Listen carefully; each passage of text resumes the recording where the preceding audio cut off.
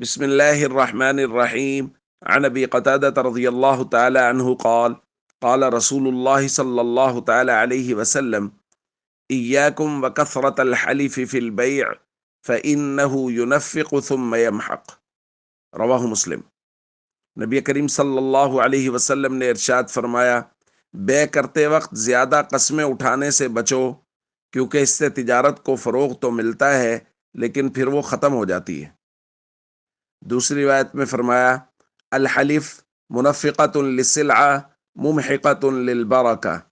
झूठी कसम उठाकर माल बेचना ये वक्ती तौर पे फ़ायदा तो देता है, इससे नफ़ा तो होता है, लेकिन बरकत को मिटा देता है, बरकत ख़त्म हो जाती है। दोस्तों, शरीयत ने हर चीज़ में ज़ाब्ते और उसूल बयान किए हैं, तिजारत के अंदर भी, और इसी तरह हर वो चीज़ जिसके अंदर झूठ बोल के आप अपने नज़रिए को, अपने बयानियों को मजबूत करने की कोशिश कर रहे हैं।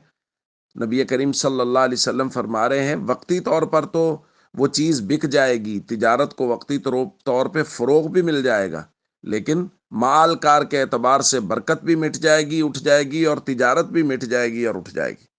इसी तरह अगर कोई आदमी झूठ बोल के अपना बयानिया मजबूत कर रहा है, अपने मौक़िफ़ की तायीद कर रहा है झूठी कस्में उठा के, तो वक्ती तौर पे तो उसकी कसम को शायद मान लिया जाए और उसका बयानिया कुछ ना कुछ लोगों में मकबूल हो जाए, लेकिन माल कार के एतबार से उसका बयानिया मिट जाएगा, उसका मौक़िफ़ ख़त्म हो जाएगा। इसलिए हम सबको चाहिए, तिजारत हो या हमारे नज़रियात हो, हमारे मौक़िफ़ हों, झूठी कस्में मत उठाएं, अपने नज़रियात को सदाकत की बुनियाद पे और अपनी तिजारत को सदाकत की बुनियाद पे फ़रोग़ दें।